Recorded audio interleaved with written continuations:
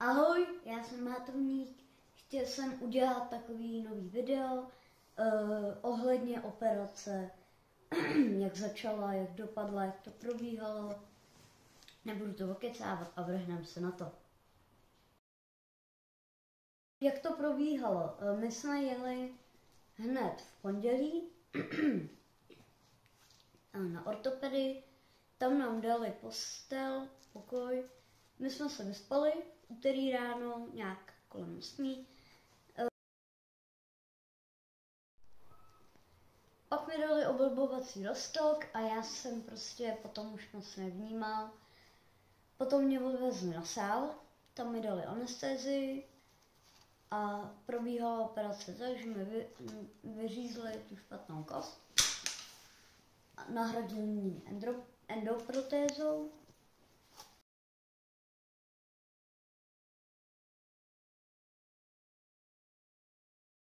Rostoucí. To znamená, že mi zvenku budou posouvat takovou mini mašinkou, ale mě to nebude bolet.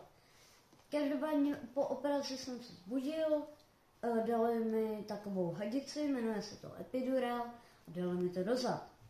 Potom mi dali drém, tuhle hadici, a dali mi ji tady do kolena, nebo někam, já nevím. A dali mi sem takovou bandasku maličkou, tam mi odtejká krev a postupně, čím méně tam toho bude, tak tím líp toho bude. Nejdřív jsem ležel na jipse a dávali mi i transfúze, každopádně i ta noha bolela. Taky ta noha měla křeče, ale postupem času to bylo lepší a lepší. A normálně to vypadá hezky, ráno není nějak rozšklebená, nic.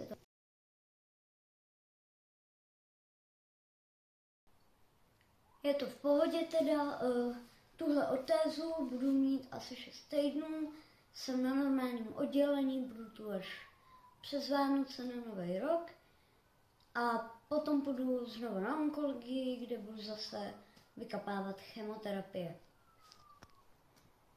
Taky vám sem hodím fotku, jak vypadá ta noha, čím je sešitá sponkama. Každopádně budu muset začít i cvičit, protože mám i vyměněné koleno, což znamená, že budu se cvičit a nedá se s tím teď ani pohnout. A pak to budeme rozhýbávat postupně a pak budu normálně zase chodit. Všichni jsou tady hodní, každopádně já už se těším domů. Mějte se krásně, krásný Vánoce.